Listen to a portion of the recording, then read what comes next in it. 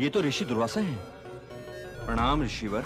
हमारी कुटिया में चलकर उसकी शोभा बढ़ाइए ऋषिवर। ऋषि शोभा बढ़ाने की वस्तु नहीं होते राजन। मैं क्षमा चाहता हूँ ऋषिवर। मैं तो हस्तिनापुर गया था, वहाँ दुर्योधन ने मेरी बड़ी सेवा की और फिर हाथ जोड़कर बोला, भ्राता युधिष्ठिर भी निकट ही है, उन्हें भी आशीर्वाद देते जाइएगा। स्नान के पश्चात हम लोग भोजन करेंगे राजन, भोजन का प्रबंध करो। जो आज्ञा ऋषिवर। भ्राताश्री, अब भोजन कहाँ होगा? अब तक तो पांचाली भी खा चुकी होगी। ये तो भ्राता दुर्योधन की और एक भेंट है। वो जानते हैं कि पांचाली के खाने के उपरांत कोई भोजन शेष न होगा। और यदि कोई भोजन बचा ना हो तो फिर ऋषि दुर्वासा का क्रोध।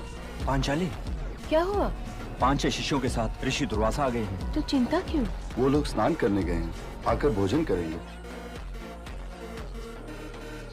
भला किसने कभी ये सोचा होगा कि इंद्रप्रस्थ की सम्राट ये सुनकर चिंता में भी पड़ सकते हैं कि उन्हें 5-6 ब्राह्मणों को भोजन करवाना है और इंद्रप्रस्थ की पटरानी की रसोई में इस चावल के एक दाने के अतिरिक्त कुछ है ही नहीं। हे कृष्ण। प्रणाम बड़े भैया। वासुदेव, लगता है आप लोग मेरे आने से कुछ प्रसन्न नहीं हुए। नहीं नहीं, हमारे जीवन में आपके आने के अतिरिक्त प्रसन्नता का कोई कारण अब रह क्या गया है। मेरी सुभद्रा कैसी है? पहले कुछ खिलाओ तब बताऊंगा। बड़ी भूख लगी है कृष्णे। पात्र में एक चावल का दाना रह गया है, उसी में से आधा आप खा लीजिए और आधा संसार को खिला दीजिए।